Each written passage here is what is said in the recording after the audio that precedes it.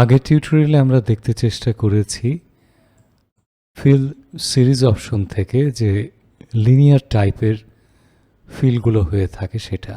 এই ভিডিওতে আমরা গ্রোথ, ডেট এবং অটোফিল দেখার চেষ্টা করব।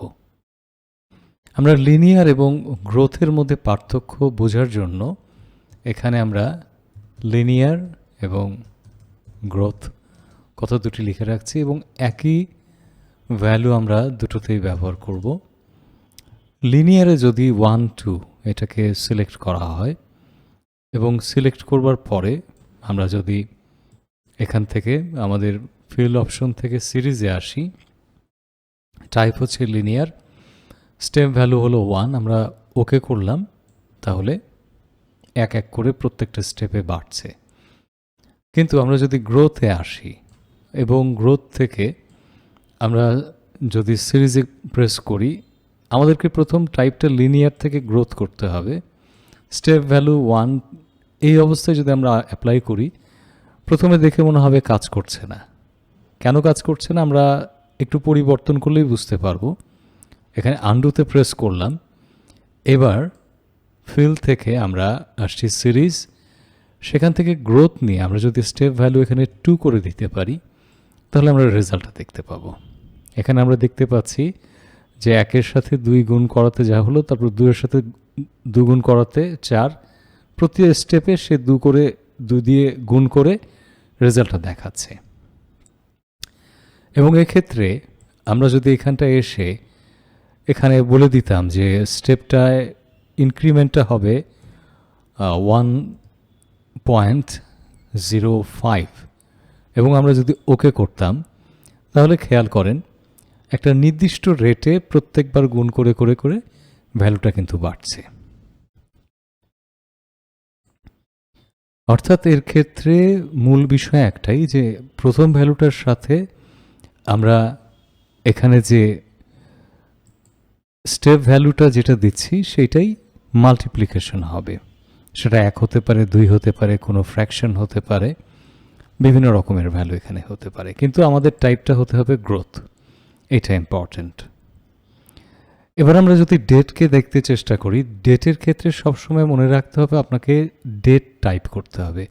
ডেটটা কখনো কোনো ভ্যালুর ওপরে অ্যাপ্লিকেবল নয়, অর্থাৎ 1, 2, 3, 4 এগুলোর ক্ষেত্রে অ্যাপ্লিকেবল নয়।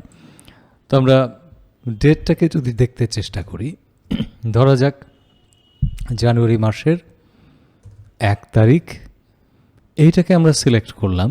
সিলেক্ট করবার পরে আমরা এখান থেকে ফিলে আসছি, সেখান থেকে আমরা সিরিজে দিচ্ছি ডেট, এবং আমরা যদি বলি স্টেপ ভ্যালু হবে 1, কিন্তু ডেট ইউনিটটা হবে ডে, দিন হিসেবে। আমরা এখানে যদি ওকে করি, তাহলে বিষয়টা কি দাঁড়াবে? দেখা যাচ্ছে 1 তারিখ, 2 তারিখ, 3 তারিখ, 4 তারিখ। যেহেতু আমরা জানি যে প্রথমে মাস থাকে, তারপরে দিন থাকে, তারিখটা কিন্তু বাড়ছে।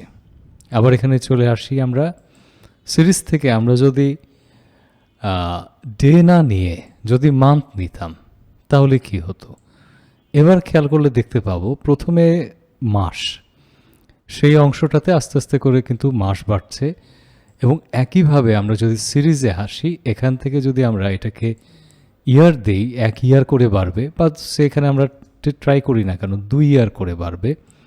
আমরা ওকে করি, তাহলে দেখা যাচ্ছে 22-এর পর 24, 24-এর পর প্রতি 2 বছর পর পর এটা অটোমেটিক্যালি এটা ইনক্রিমেন্ট হচ্ছে। এখানে যদিও আমি একটা অপশন ইচ্ছাকৃতভাবে বাদ দিয়ে গেছি, সেটা আমি আবার এখন আপনাদেরকে দেখাতে চেষ্টা করছি।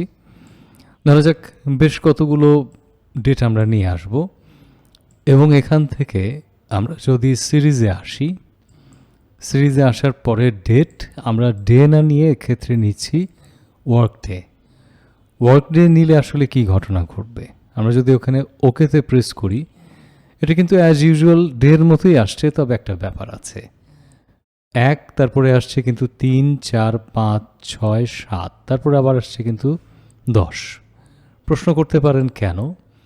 এটাকে যদি আমরা একটু দেখার চেষ্টা করি, আমরা সিম্পলি এই ভ্যালুটাকেই পাশে যে সেল আছে সেখানে আমরা নিয়ে আসতে চাচ্ছি, এবং এটাকে আমরা অটোফিল করতে চাচ্ছি। এইটুকুতে অটোফিল করলাম, করবার পরে এইটাকে যদি আমরা নাম্বার ফরম্যাট থেকে ডেট আছে এই জায়গাটায় আমরা সেটা কী বার ছিল সেটা দেখতে চেষ্টা করি ডেট থেকে।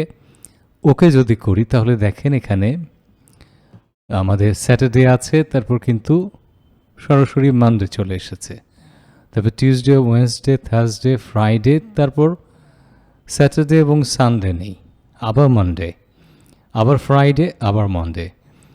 তো ইউএস স্ট্যান্ডার্ড অনুযায়ী হচ্ছে যে আপনার প্রতি শনি এবং রবিবার তাদের উইকেন্ড থাকে, শুধুমাত্র উইকডে যেই দিনগুলোতে কাজ হয় সেই দিনগুলো এটা অটোফিল করবে, অন্য দিনগুলোকে করবে না।